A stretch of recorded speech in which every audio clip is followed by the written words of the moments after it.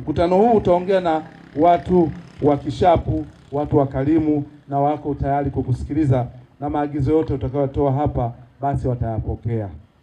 Basi naomba niweke wazi mkutano huu, tuwe na maswali mazuri, tuwe wasikivu, na wote tuondoke tumeshiba.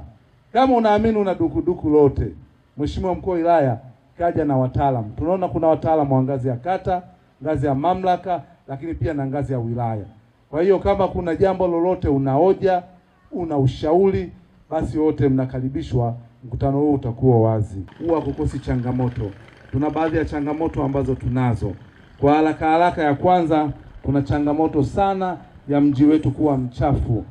Kwanza hatuna gari la maji taka, lakini pia hatuna gari la kubeba taka ngumu. Lakini pia kwenye kata yetu hii ambayo ni makao makuu hatuna dampo. Na ndio maana ukiangalia mazingira mengi kwenye mito na maeneo mengi sana watu wanahifadhi uchafu ambao kwa baadaye ndio madhara ambayo tunaambiwa na afisa afya inaleta mpox na magonjwa mengine. Lakini pia mbali na yote, changamoto zingine zimekwenda zinatatuliwa, lakini bado changamoto hazijakamilika.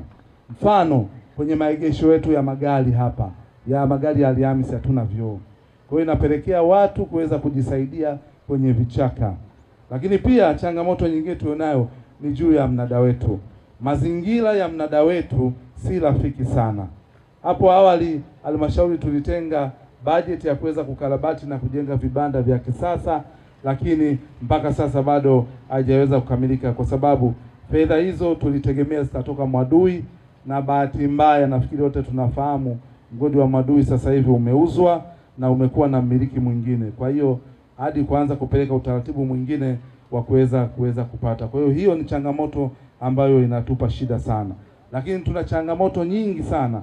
Lakini hizo nimekuambia kwa kifupi, lakini zingine na wananchi wapo na wao watatupa na kutuongezea.